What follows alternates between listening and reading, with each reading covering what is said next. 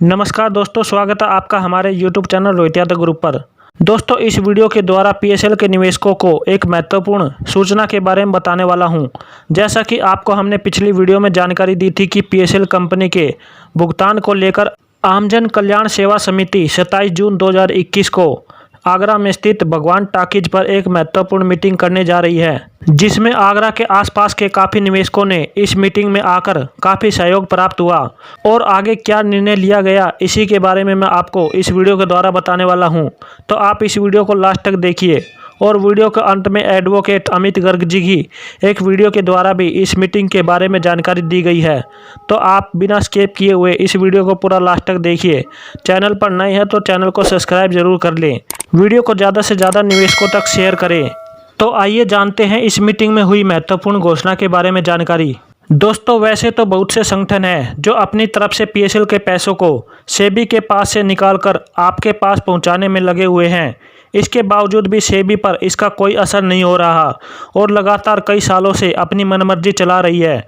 कभी निवेशकों को अमाउंट कम मिल रहा है तो कहीं निवेशकों को मरने के बाद भी भुगतान नहीं प्राप्त हो रहा है, तो कुछ निवेशकों का अलग अलग पॉलिसी होने के बाद भी उन्हें किसी भी पॉलिसी का अमाउंट नहीं मिल रहा है, जिससे आए दिन एजेंटों और निवेशकों में इसी बात को लेकर कहासुनी होती रहती है। बावजूद सेबी पर इसका कोई फर्क नहीं पड़ रहा है, जबकि इसी बात को लेकर सेबी के पास काफ़ी बार मांग पत्र भी सौंप चुके हैं, जिसके बाद भी इतना बुरा हाल हो रहा है।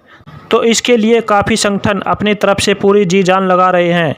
इसी कड़ी में 27 जून 2021 को भी कोरोना बीमारी के बीच में एक मीटिंग रखी गई, जिसमें पल्स कंपनी के आगरा और अलीगढ़ मंडल के लगभग 10 लाख निवेशकों को लेकर सुप्रीम कोर्ट में जनहित याचिका दाखिल करने की योजना को अंजाम तक पहुंचाया जाएगा। यह जानकारी एडवोकेट अमित गर्ग जी ने दी है। भगवान टॉकीज स्थित चौराहे के निकट पल्स कंपनी के कार्यालय पर निवेशकों द्वारा एक बैठक आयोजन किया गया।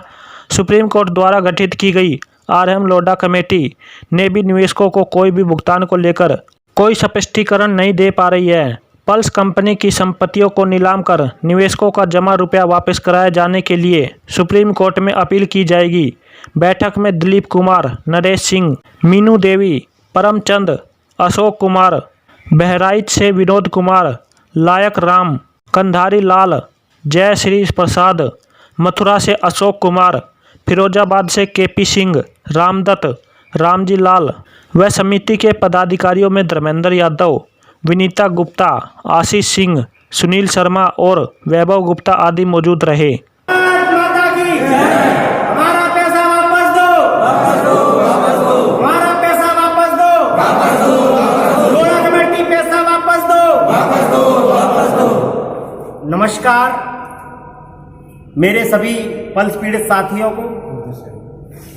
साथियों, आज लॉकडाउन को देखते हुए और लॉकडाउन कोविड-19 की गाइडलाइन का पालन करते हुए आज कम संख्या में लोगों को बुलाया गया और महत्वपूर्ण बिंदुओं पर चर्चा हुई। जैसा कि सभी को पता है कि PSL के मामला 5 साल से चल रहा है।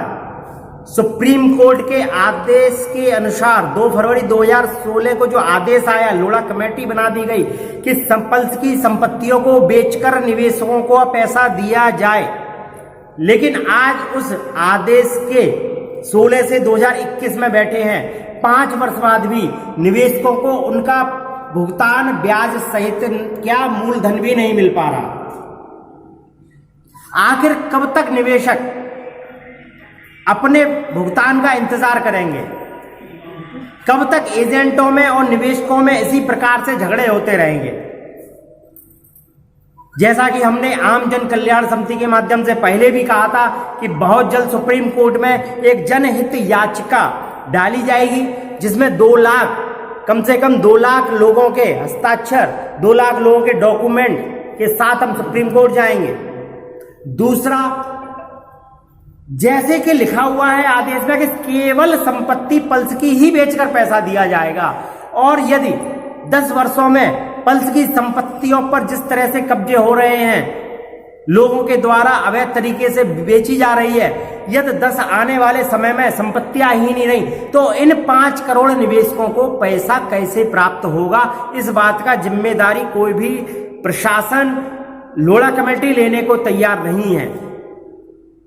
तो इस बिंदु पर भी चर्चा हुई और निवेशकों ने यह सहमति जताई कि जितनी भी पल्स की संपत्तियां हैं, जिन जिन जिलों में, राज्यों में हैं, कम से कम उन पर हम सभी निवेशक अपना देखभाल करें और किसी भी ऐसे व्यक्ति को वहां पर प्रवेश न करने दें जिससे कि हमारी संपत्ति कल को हमारे हाथ से निकल जाए।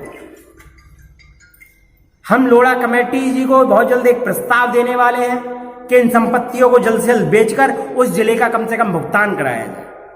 यदि लोढ़ा कमेटी जी के पास इन्वेस्टर नहीं है, कस्टमर नहीं है उस संपत्ति के लिए, तो आम जन कल्याण समिति अपने माध्यम से लोढ़ा कमेटी जी को यह प्रस्ताव भेज रही है कि हम आपको इन्वेस्टर भी देने को तैयार है जिससे कि कम से कम उस जिले के लोगों का भुगतान करा दिया जाए।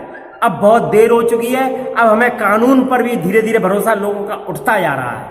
तो आज सब इन्हीं बातों पर चर्चा हुई कि जल्द जनहित याचिका दाखिल की जाएगी और पल्स की संपत्तियों को बिकवाकर किसी भी माध्यम से निवेशकों का उनका हक दिलवाया जाए। जल्दी आमजन कल्याण समिति ऐप के माध्यम से भी पूरे हिंदुस्तान के लोगों के डॉक्यूमेंट्स इकट्ठा करेगी जनहित याचिका के लिए। तो आज इन्हीं बिंदुओं पर चर्चा हुई, आगे की जानकारी आपको मिलती रहेगी। सभी यूट्यूबर्स का धन्यवाद। सभी हमारे जितने भी संगठन काम कर रहे हैं उनसे यही कहूंगा कि सभी लोग एक विचारधारा पर काम करें, एकजुट होकर काम करें, शायद तभी हमें सफलता मिल पाए। जितने भी संगठन लगे हुए हैं मैं सभी से फिर कहूंगा कि यदि आप लोग चाहते हैं साथ बैठकर, तो मैं आप सभी संग बैठकर बात करने को तैयार हूं और हम एक जल्दी मिलकर एक जनहित याचिका डालें और जिससे कि निवेशकों का पैसा मिलने में आसानी हो। जय हिंद, जय भारत।